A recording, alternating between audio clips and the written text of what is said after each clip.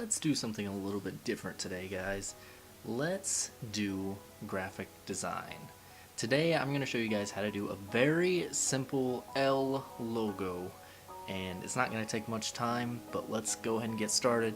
The first thing I always like to do when I do a logo is I like to do it by 1280 by 720 points. The reason for this is because it's the perfect size for YouTube, it's the perfect size for Instagram, it's a great size for a banner. So we'll go ahead and click this and click create. Alright, now let's go ahead and just start by making a rectangle. We'll select this rectangle here and we'll move it down here. Okay, now let's select this rectangle again, and I want to copy this rectangle, so what I'm going to do is I'm going to pull the rectangle out and I'm going to hold down Alt to copy it. Just like that. It makes an exact copy of the rectangle. Next thing I'm going to do is I'm going to go ahead and rotate the rectangle to the side by pressing R, and that gets out the rotating tool. So then I'll click and I'll drag the rectangle to a point where I feel like it makes a good shaped L. And I'm going to go ahead and pull this in just a little bit here. Okay, perfect, and move that to where it aligns there.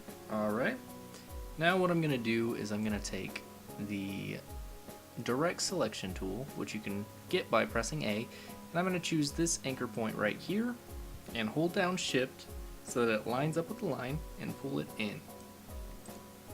Just like that. Okay? Now what I'm gonna do next is press P to get to the pen, pull this out here, hold down Shift so that it lines straight, and I'll go ahead and put it right here. And if I hold down Shift, it will align it at a 45-degree angle with what I currently have. So I'll go ahead and press Select when it gets on the path, and it didn't quite get on the path, so what I'm going to do is I'm just going to go out just a little bit further to make sure I get past the path and put it in there. And I know it doesn't look like it's aligned,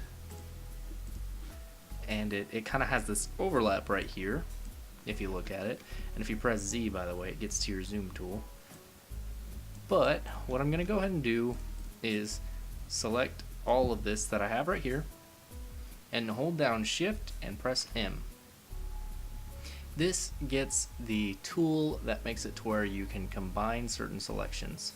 So what I'm going to do is I'm going to hold my left mouse button and I'm going to go ahead and select everything. And now everything is combined into one single shape.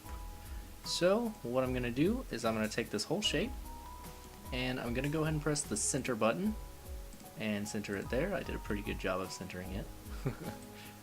May have done this a few times. And I guess what I'm going to do now is I'm just going to make this look a little bit different.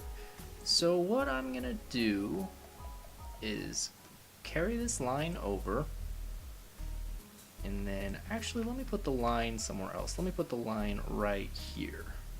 So what I'm going to do is I'm going to make it look like this is a 3D image.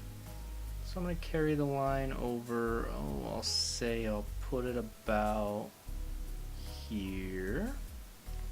Actually, let me put it right here and then go a little bit more up so it looks a little more natural. Okay, so just like that. Perfect. Okay. Actually, let me connect these points here. So I use my pen tool again, and then I just kind of draw around the shape of the L and I connect the points. Then I select everything and I press Shift and M again, and this time I'm going to hold Alt to delete this background space right here. So now that background space is deleted, and I'm going to hold down my left mouse button and combine all of this. Now I have two separate shapes right here if you look at it. So now I'll go ahead and click this tool here, and what I'm going to do is I'm going to delete my lines. Now I don't have any lines, there's no logo, right? Wrong, it's right there. So what I'm going to do is I'm going to choose a couple colors here. I feel like choosing light gray. Let me swap this around here. There we go. And then if you guys know me, you know I like my blues, so I'm going to go ahead and choose a light blue and erase that there. So I'm going to go ahead and move the blue over here and the light gray right there, and just give this a little bit of an angle there so it looks a little more natural. Okay, next I'm going to select this here, and let's go from a darker blue